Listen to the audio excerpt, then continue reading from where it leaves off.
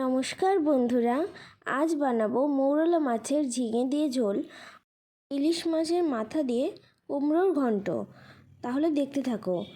উপকরণে রয়েছে কুমড়ো টুকরো করে কাটা, ইলিশ মাছের মাথা, চেরা কাঁচা লঙ্কা, লবণ, হলুদ, সর্ষের তেল। প্রথমেই কড়াইয়ে সর্ষের তেল দিয়ে মাছের মাথাগুলো ভালো করে ভেজে নেব। লাল লাল করে ভাজা হয়ে গেলে তুলে নেব। এরপর ওই তেলেই কালো জিরে ফোড়ন দিয়ে দেব টুকরো করে কেটে রাখা কুমড়োগুলো। ভালো করে নেড়ে চেড়ে 1 চামচ মতো লবণ আর 1/2 চামচ মতো হলুদ দিয়ে দেব 7-8টা চেরা কাঁচা লঙ্কা। এরপর ভালো করে ভাজতে দেব। এরপর কুমড়োগুলো ভাজা হয়ে গেলে দিয়ে দেব অল্প পরিমাণ জল, কুমড়োগুলো ভালো করে সেদ্ধ হওয়ার জন্য। ভালো করে নাড়িয়ে ইলিশ মাছের মাথাগুলোকে দিয়ে ঢেকে দেব। 10 মিনিট পর ঢাকা তুলে অল্প পরিমাণ চিনি দিয়ে দেব।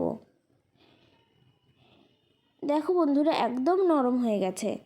এরপর ঝোল শুকিয়ে এলেই নামিয়ে নিলেই রেডি কুমড়োর ঘন্ট ইলিশ মাছের মাথা দিয়ে।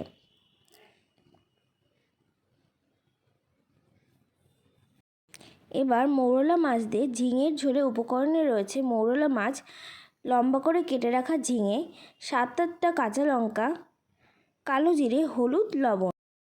এবার কড়াইয়ে সাদা তেল দিয়ে মৌরলা মাছগুলোকে ভালো করে লাল লাল করে ভেজে নেব। ভাজা হয়ে গেলে তুলে নেব। ওই তেলেই কালো জিরে ফোড়নে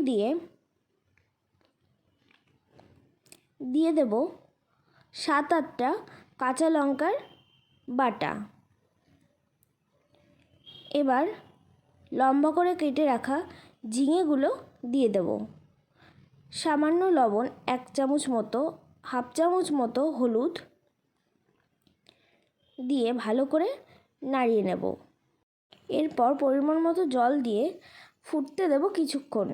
ফুটে গেলে মৌরলা মাছগুলো ঝোলে দিয়ে ঢেকে দেব। এরপর ঝোল শুকিয়ে এলে নামিয়ে নিলেই রেডি ঝিঙে দিয়ে মৌরলা মাছের ঝোল। আমার এই দুটো রেসিপি কেমন হয়েছে অবশ্যই জানাবেন।